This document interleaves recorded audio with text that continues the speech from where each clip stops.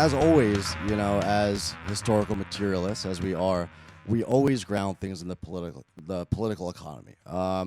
So that gives us the background for the more, say, superstructural elements and, of course, the more contingent elements, because the political economy is the structure and the contingency is often the various ways like an election goes, or the various cultural indicators and whatnot. Right. So alongside this crisis of capitalist production, you also have several other crises. So, of course, you have the famous figure of Richard Nixon, who is in power from 1968 until 1974. Is that right? Yeah. So he begins the 1970s. You also, at the same time, have a crisis in, as we talked about on that episode, working class solidarity and also working class institutions, the big labor movements that had been created at that time. And you also have new elements, like new agents within the political and economic system that are arising at this point in time to kind of challenge the old Democratic Party and redefine what it means to be left. Right. And then lastly, and importantly too, you also have a horrific war happening in Southeast Asia that is it Southeast Asia or Southwest? Southeast. Yeah. Annie just got that. That leads to the death of not just 55,000 Americans, but of course 2 million Vietnamese, and a war that was, let's just say, decisively lost by the United States for the first time. And yeah, we got owned. We got fucking owned by a bunch of peasants with Marxism, Leninism, and that's fine. It happens to the best of us. So these are the these are the sort of results of that. They're intricately tied into it. So let's begin with, I think, one of the more interesting figures, maybe the most fascinating president in U.S. history. I think so. He is a very, let's say, Shakespearean character. Oh, God. Absolutely.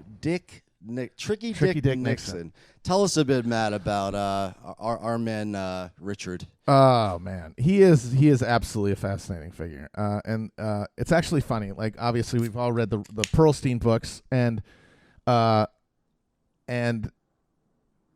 he figured the first three that he's done so far are all centered around a specific Republican figure. Starts with Goldwater, then it's Nixon, and then Reagan in his last one.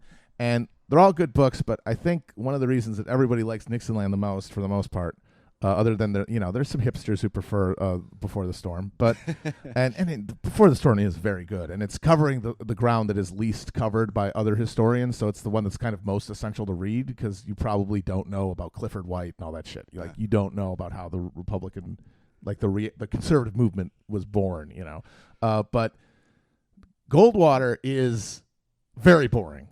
He was he basically was the least neurotic human on earth. Yeah. He was just like he was a cowboy. Yeah, he was Arizona. Just an Arizona fake cowboy who inherited a department store, and it was just like, this is great. Why can't everything be like this? Right.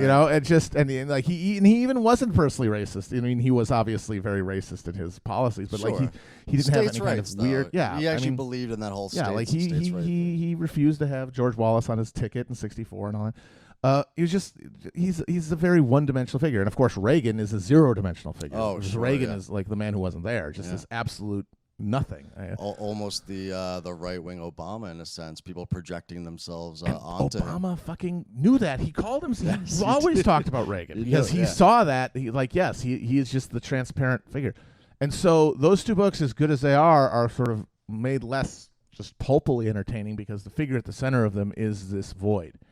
But Nixon, ooh, depth, so much depth. Peel that onion and cry. It's like that's like when I read Before the Storm, I knew I was looking out. Because I remember I was waiting for that book. Like Nixonland was one of the books I most anticipated coming out. I remember I worked at Barnes & Noble when it was like announced, and I remember seeing it in our catalog like coming out. It had a different title. They changed the title between its initial announcement and then that coming out, or subtitle rather. And I remember just like being psyched because there's one scene in Before the Storm, because Nixon is a character in Before the Storm because he contested the '64 convention. As Reagan is a character in Nixonland. Yes, and it talks about Nixon, and it talks about him having to go up to the Fifth Avenue apartment of Rocky Nelson, motherfucking Rockefeller, and the basically head liberal Republican the head New of the York. liberal Republican, where he had to go up there, and this was in '60, where he had to go up there and basically grovel at his feet and get him and accede to his sort of broad agenda for the Republican Party in order to get his support in '60. Pay obeisance in order to be the vice president to Eisenhower. No, this is when he was running in '60, and he got beat by He got Kennedy. beat by Eisenhower. Okay. No, when he got beat by Kennedy. Oh, I'm sorry. Yeah. So yeah, like he was going for the nomination, and Rocky was like the last sort of obstacle. Okay. Yeah. And he had to go to Fifth Avenue, and he had to like basically beg, and just it's like a one paragraph part, but just the description of like the description. He clearly understands that Nixon understood this as debasement, as him being humiliated again. Once again. And always. By the elite. These and goddamn always. fucking Harvard bastards. Once again and always. And that is like what makes him, such an interesting figure and a real, not just a character, but a very human figure because in history. He not only represented aggrievement in the United States, he lived aggrievement. He was not manipulating it. He was not being cynical. No. He felt it in his bones from when he was a kid growing up in Whittier, California, the son of a failed grocer. Yes, he was like this. He was a lower middle class fail son. Yeah. Well, no, actually, he was a succeed. No, he was son, a success son. But like living in like pretty abject conditions at that time, but also having gone to a private school where there are all these like fancy lads. Yes. Just built this sort of weird, not like a working class hatred, That's what's but interesting. a lower middle class. And that is what we've been living with ever since. And that's why Nixon's so interesting, is this resentment that is not class oriented. It's a resentment of elites that has somehow been drained of a class character, which is kind of like, I kind of wonder if Marx would even think that was possible. Like if in 1870, if you explained to him, these people they grow up in abject conditions and they're manipulated by the elite and they hate all the rich people. It's like, oh, that's good. Yeah, but here's the weird part.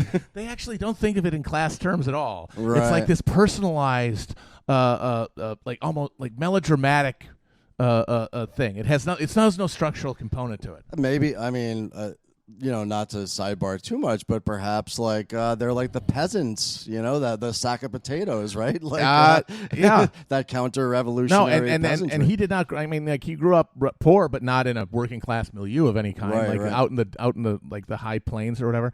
My favorite thing about him as a teen is that he went to Arizona because his brother had tuberculosis. Two of his brothers died of tuberculosis, and the one who lived ended up being like a sort of like a kind of a Hunter Biden / Billy Carter oaf, who kind of was a millstone around his neck his whole life. Oh, that's funny because Donald Nixon. Yeah, because Donald Nixon was my grandfather's roommate at Duke University. No shit. Yeah, that's dead amazing. ass. Yeah. No, he was a complete dipshit, and apparently, and Nixon had like plumbers and stuff following him around and like taped him because he was worried that he was gonna fuck him up. Because there was a mini scandal in '60 about him like getting like questionable loans or something. So like Clinton's exactly. brother. Yeah, like Roger Clinton. And but he was a carnival barker when he was a teenager, which I always just imagine him there like wearing, like one of those gay 90s striped vests and a boater on, getting people to like throw darts at a duck or something.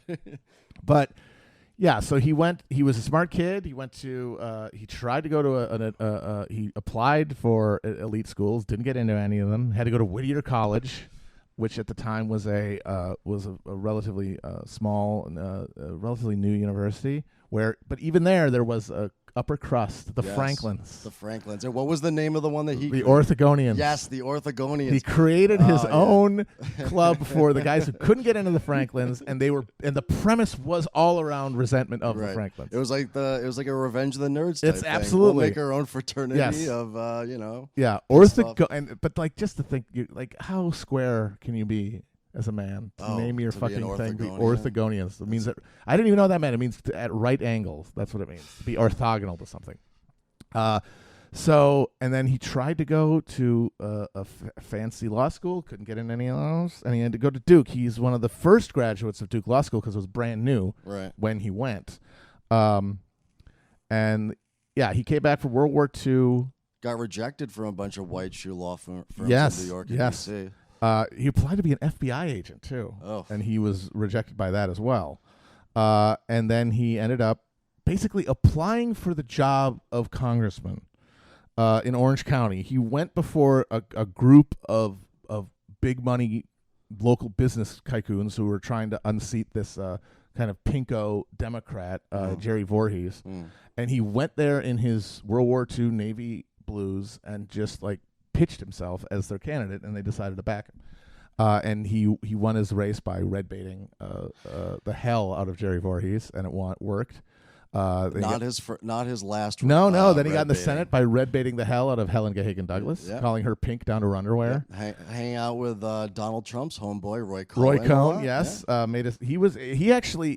McCarthy stole his shtick. Like Nixon was the guy who was most prominent in grilling Alger Hiss. And he was the guy who cultivated and coached Whittaker Chambers in his testimony against Hiss. He made his name on anti-communism, but then he did such a good job that he ended up getting on the ticket with Eisenhower in '52, and then there was nobody there left to do the job, and McCarthy was just he just picked up the ball and ran with it. Yeah, and then McCarthy ends up going too far by going up against the military establishment, and then is disgraced, and then drinks himself to death. Yeah. As one does. By the way, Matt Gaetz, the Florida Trump guy, get ready, because like he is. You know how many DUIs that guy has? Have you heard of this dude? Matt Gaetz. He's a congressman from Florida. He threatened Michael Cohen before he testified on a tweet, which might get him just barred. He's got like 4 DUIs. Oh, nice. But no, he's going to end up in that McCarthy road. Florida man. Yeah, he is a Florida man. But so Eisenhower, he's Nixon. Nixon is Eisenhower's VP for 8 years. Eats shit. Eisenhower doesn't like him. Doesn't really give him anything to do. And then I think the thing that he hated Eisenhower for more than anything is that in the last year of his term, when Nixon was lining up all the ducks to be the next nominee for the Republican Party, there was a recession. And there were, as always, there are monetary levers that you can pull to try to, stimulate demand or something. Like at this point, you had this was when you had the 92% top tax rate. Right, I was going to say this high Keynesianism. Exactly. It's like there's plenty of buttons to press. Sure. But they didn't do it because, they were serious. These were the last, real like Republicans who took fiscal austerity seriously and stuff like that. And so the economic conditions were not great when he was running against Kennedy, and he ended up, I think, among other things, blaming Eisenhower for his loss. Another elite who fucked him over. Sure, and also too, like probably taught him a lesson once more that you need to pull tricks in order to win elections. Juice the economy. You got to do. You got to do what you got to do. Yeah. And that was the enduring lesson he took from that, because when he finally gets in the election of '68, barely beating Hubert Humphrey, who stormed close. He was trailing for most of the election, came very close, because he finally, in like October, came out and said, actually, Vietnam, this is not a good idea. Let's get out of here. Meanwhile, Nixon was saying he had a secret plan to end the war. Secret plan. It's totally not going to be bombing the shit out of Cambodia. We can't tell you what it is, because then they'll know. Right. Meanwhile, what he was actually doing, and this is his greatest crime, I honestly believe, worse than anything he did in office, is that him and Kissinger, who was an advisor to the Johnson peace negotiations that were happening in Paris, went behind the administration's back to back channels through this woman Anne Chennault, who was like a anti-communist queen of Southeast Asia, and she was deeply connected to the regime in South Vietnam. Diem. Yeah. Well, Diem was dead by that point. Okay. I think it was. Well, we killed him. We killed him. Yeah. Okay. I think this was Big Min, one of the Mins. I don't know. But she said, "Don't make a deal. We'll get a better deal out of Nixon. Do not cooperate with this thing." And so, even though Johnson had resigned in order to, or not sought re-election in order to like finish off Vietnam, it didn't happen. And then when they finally made the deal that got Kissinger his Nobel Prize, it was essentially the same deal that was on the table in '68. And I want to add another relevant point to that too, because there's so much talk about the deep state nowadays, which, despite it being a right-wing talking point, like, It's a thing. is a real thing. It's a thing. Don't let them There's appropriate institutions that okay? persist beyond the transient political coalitions that hold power. It's the civil servants, and of course, it's also the national security state, and also those segments of capital connected to that. But an interesting thing is Lyndon Johnson figured out what Nixon had done in that, and he didn't say anything because, and this is so American, and this is so Democrat. Even Lyndon Johnson, who's a mercenary fuck, he was a cold-blooded.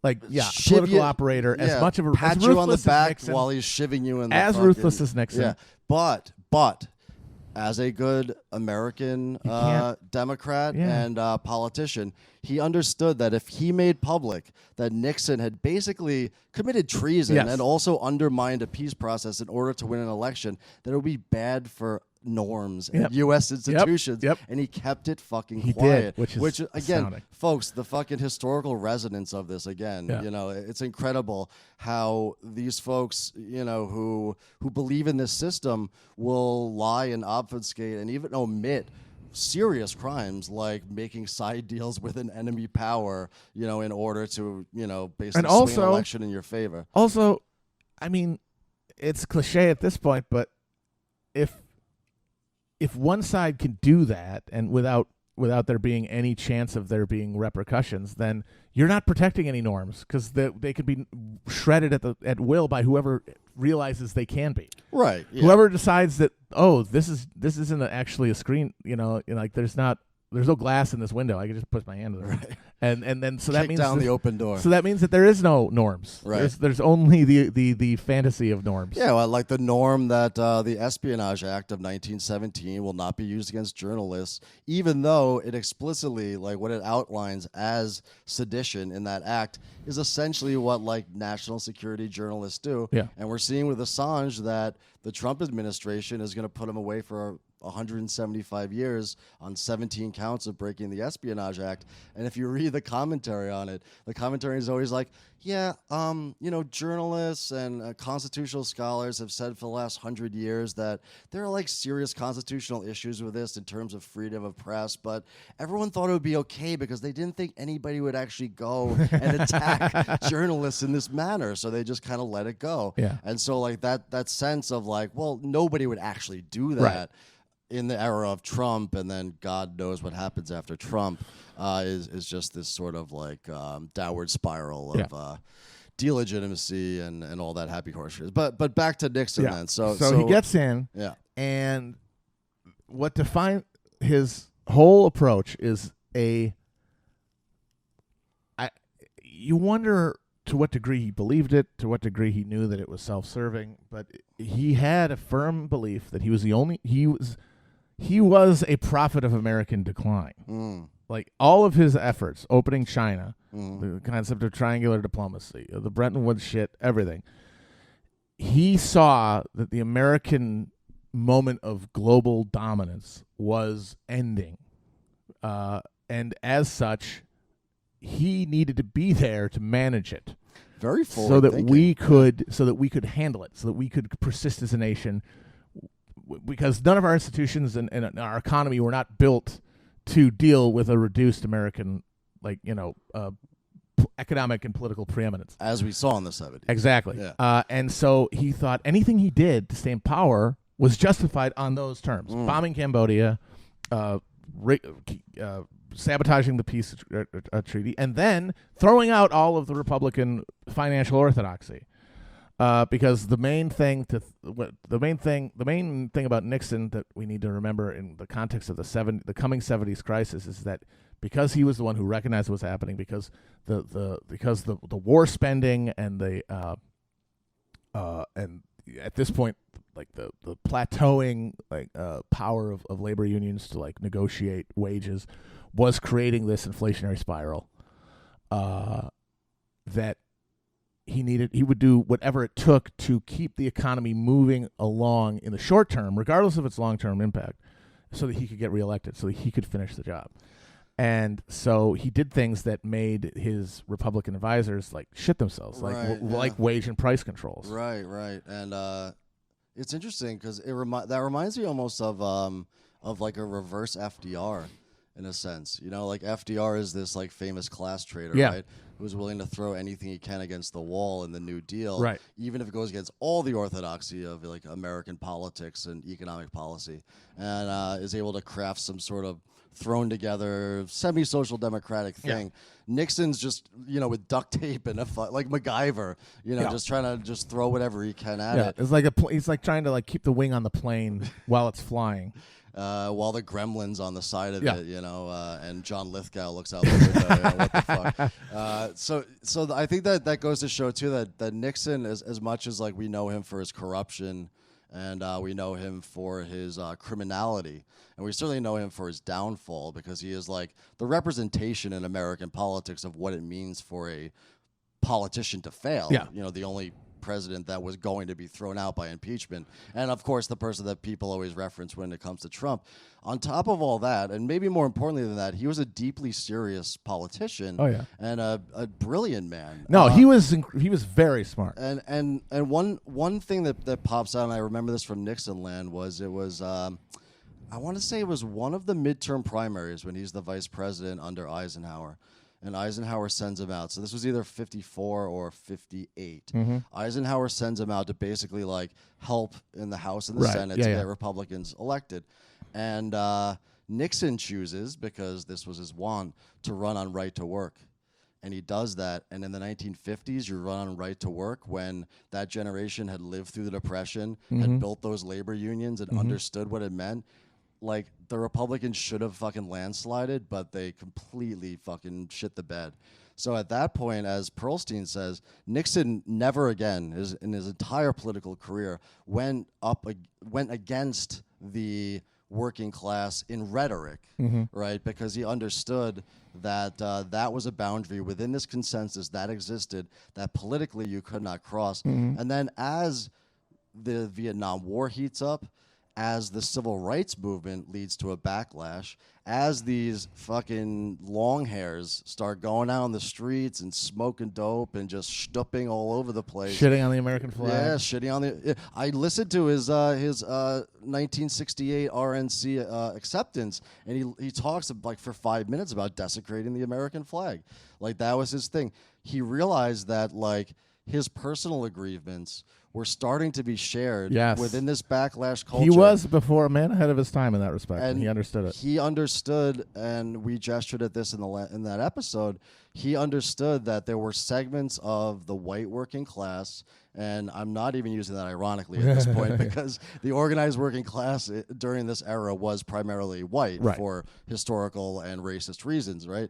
He understood that there was a generation of working class people who were deeply alienated by the social changes happening within society, and because he had a deep-seated aggrievement of his own, he was able to like telepathically recognize the silent majority's aggrievement out there and weaponize it for law and order against these criminal elements who are out there, you know, like marching at Selma or, you know, trying to levitate the fucking Pentagon, whatever the case may be. And like the signal moment of that is the hard hat strike here in New York. Oh yeah. When a bunch of builders beat the shit out of some hippies near a city hall. Those my people. Well done, guys. We got them.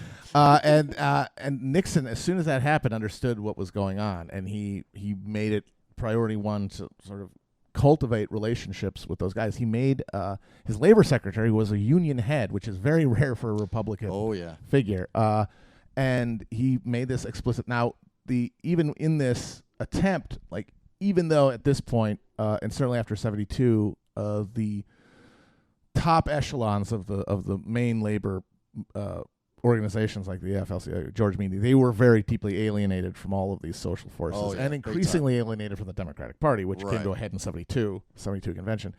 But even they were not down with this. Like Meany, you know, he would meet with Nixon, but he was also critical of Nixon. He never really embraced him fully. We're talking George Meany, the leader of the AFL-CIO, a local one plumber and pipe fitter from Queens, New York. He was one of these figures, and again, go back to 17 and redo your homework.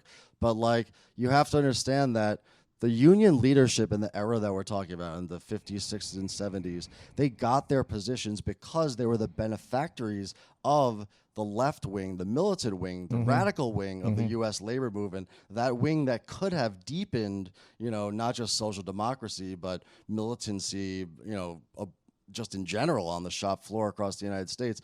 When those people were eliminated first with Taft-Hartley, and then with McCarthyism, the people like George Meany that arose were by necessity business unionists and like socially conservative in a sense, because they got their positions by selling out the most militant members and leadership of the unions that they were part of. Yes. So Meany is this very powerful cigar chomping union leader, and they're caught in this tough position because, of course, they cannot go completely to Nixon because Nixon is actually at this point he's kind of straddling this position because he tried right to work, and of course people rejected that, right? He can't go full labor, right? But and Meany can't go full Republican.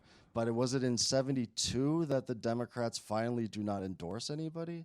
Am I right about that? The meaning, the AFL-CIO did not endorse McGovern, Which is huge. Yeah. So and they had been in '68, basically the entire infrastructure for the Humphrey campaign had been completely funded and manned by the AFL-CIO. Yeah, and then 4 years later, they didn't endorse the Democratic nominee. And so now, like, we've been talking about Nixon and the Republicans, but again, like, the way that the Democratic Party is set up, and did we talk about this we talked about this in the U.S. history, why there's no Labor Party in the United States, but like, people should remember that the Democratic Party was never a labor party. The labor unions that come out of the 30s and 40s become a instrumental interest group. Yes. Maybe the instrumental one within the Democratic Party, but they never have the levers of control, and they're never hegemonic within it. No. So it is this uneasy alliance between the Democratic Party and organized labor that persists through this era, but we start to see breaking down because of all of the other kind of social forces pulling these things away. And Nixon is very, very good at kind of trying to find that wedge, that not red wedge, white wedge to get in between them. Yes. And he was successful, very successful at it. And then, but so he spent his first term basically stuffing, like when the trash can's getting up and you need to take it out, but you don't want to, so you just push it down a little bit.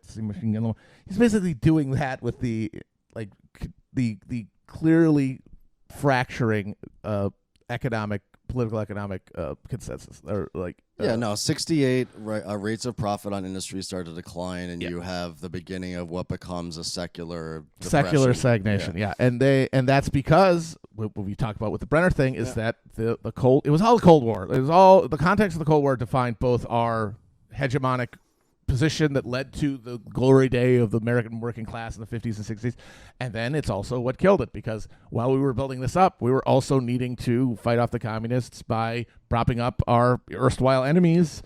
And we propped them up so damn good that now they are competing with us. Dialectics, motherfucker. Yeah. And so, it's the contradiction at the heart of what at the time everyone thought was just that's the way it is now. We're just a prosperous country. All we have to do is wonder, what do we do with all this plenty? Yes. That's the only question. How do we distribute that was Johnson's whole thing. The whole war on poverty, the idea was poverty is going to be gone. Right. Like the whole concept of people being in any kind of want, that's absurd. We have enough. And we did. For a while we did. And it was Keynes's he was basically operating on the economic future of our grandchildren, this I believe that's what it's called, this famous essay by Keynes, where he basically argues that this society of capitalist abundance is going to lead to things like a 16-hour work week and plenty for all. Yeah. And this is a striking thing. Again, like, why the 70s is important is because it was possible to believe that in the 60s, and this was the framework that most people who had had some modicum of success in this society, of course there were marginalized people and people who were not included within this, right? But a lot of the social actors at that time had this sense of progress and also not just understood this abundance, but witnessed it. You know, the Jetsons was a cartoon fantasy, right? But it was also, in a sense, you know, what people imagine the future to be like. And for that to break, for that to break on people is such a shock. In an stunningly short amount of time. Yeah. Because, like, you're talking about, like, 68, you had, you know, like the late 60s is sort of the high point, right? You know, that's where we've gotten like our highest level of you know, we've got profit, we've got property. The war on poverty had an astoundingly fast effect on the rate of poverty. Poverty just plummeted 100% in like a not few 100%, years, but like 80%. But like, but poverty plummeted in a few years after the war on poverty began. And it really did look like the trajectory was there. My favorite thing about one of my favorite things about the very revealing thing to me about LBJ. If I wanted to explain LBJ to somebody, I would say when he was really in the guts about Vietnam and he just was like, "Oh fuck, what the fuck do we do?" His big idea was he was going to offer Ho Chi Minh a Tennessee Valley Authority for North Vietnam. Wow, that was what his idea was. It's like, look, we got the money, we got the we'll build you some dams, get you some electricity, and then you can just stop like sending guys down there. And of course, they're like, no, this is a nationalist. You know, we're trying to create a. There was an anti-colonial. You're a colonial power. Our whole deal is not being colonized. And of course, like by the time the 80s came, that would have been like they would have been in debt service. The Vietnamese to like I don't know, fucking Goldman Sachs or whatever. But like no, just the thought that that was his thought. Like, right. why don't you just build a dam? And it's incredible. That was what we thought. We thought you point a thing and you could do it. And the starkness of this sense of how do we distribute abundance to, and then within 5 years of that, Yep. you had the gas shortages. You had Exactly. You had lines going 5 blocks to get a ration amount of gasoline for your giant car. Right. And your Chrysler that fucking, you know, is like 4 miles to the gallon or whatever. Thanks, Detroit. So Nixon, you know, again, is this Shakespearean character. At the end of every tragedy, you know, that character has to have a fall, and again, Nixon's is quite the fall. Oh boy. So you know, we bring ourselves through this point of the 70s where he's plugging holes. He wins decisively in 72, of course, because it was working. Is the thing, right? The economy. I mean, he we're all Keynesians. He had I mean, all of his most. It's funny. This is why it's so Shakespearean, because all of his most Machiavellian machinations had worked. Like, he had gotten his peace deal with Vietnam, which was on the table in 68, and all of his like short-term gimcrackery and gimmicks had worked in terms of the economy was growing. The economy was thriving in 72, so he was probably going to win anyway. But he was really aided by the fact that at the same time that he was running with a unified Republican Party behind him, he was running against the Democratic Party that was in the process of completely breaking apart. Right. Because the pressures of new groups that demanded representation within the Democratic Party led to a reform of the Democratic Party nomination process, the McGovern Commission, after the 68 debacle in Chicago. Mm-hmm. They changed the way that delegates were apportioned. They increased the role of primaries. They decreased the power of machines and the unions, which, I mean, famously, Richard Daley was not a credentialed delegate in the 1972 and Daley had done so convention. much for them by rigging the election in Chicago. Yeah, to get JFK he was one of the. I mean, you want to like talk about like what the actual institutional mechanism, the institutional design of the Democratic Party as a machinery. Like, Daley in the Chicago thing was not only emblematic of the approach to urban governance in most democratic controlled cities, but he personally, just the size of the city that he ran essentially by fiat. Oh, sure. That's a hugely powerful position. And and within 4 years of hosting it and cracking all the hippie skulls in 68, 4 years later, he can't get a lanyard for 72. He can't be a lanyard. That's Yeah. a shame. The Johns wouldn't even invite him to a fucking party. Yeah. Yeah, folks who don't know what that machine politics we're talking about. It's that Tammany Hall conception Yes. of patronage and the spoil system, where you get into office and you have various constituencies, all of whom you take care of with like an envelope or a nice little job, a sinecure somewhere, and you take care of your constituents in like vaguely corrupt ways, and they do the nice thing by going to vote you into power, sometimes with a $5 bill in their back pocket because some guy from the machine showed up to make it happen. And this is another case where these things don't just happen. They're defined by contradictions within the system. The old democratic machine worked in a broad sense, but it was also by definition exclusionary, right, in a way that was no longer tenable, right, with an expanded electorate and Yes. with a energized and politically conscious like black population in cities that had previously been sort of subordinated to these machines, and Latinos and women wanting to vote. Yeah. So when people when they tell you that like social movements are just like virtue signaling or whatever, like it was massive social struggle by millions of people, many of whom were jailed and beaten, and of course some killed and imprisoned for this. That forced basically this contradiction. It heightened it. It heightened that contradiction. But the problem, the tragedy of it, is that it broke the old system, but it did not build a new one. Exactly. It did not have the social base to do that because it was not organized around a class politics.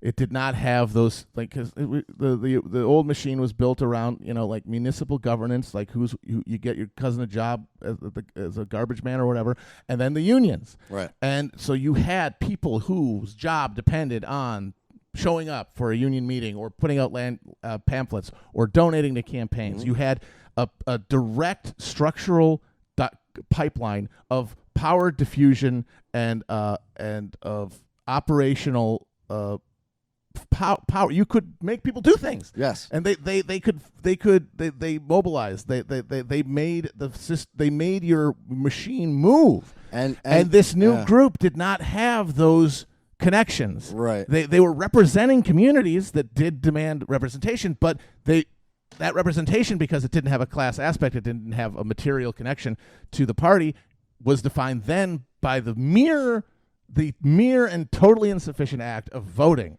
Right. And all it ended up being was a bunch of people who have a broadly similar like outlook on something voting in an election for a representative that supposedly will be in their interest ideologically. Not going to no meetings, no volunteer networks, no money network. Right. No, that's a big one, obviously, because like the neoliberal turn for the Democrats is defined by them replacing absent union money with finance money, because there's no mechanism to get these people who are now into the system reinforcing it and funding it and keeping it going. Which, like, when you were talking about the machine in the way that you were a couple of minutes ago, I was kind of smiling because you think about how that kind of machine politics works, and of course we don't want to go back to that.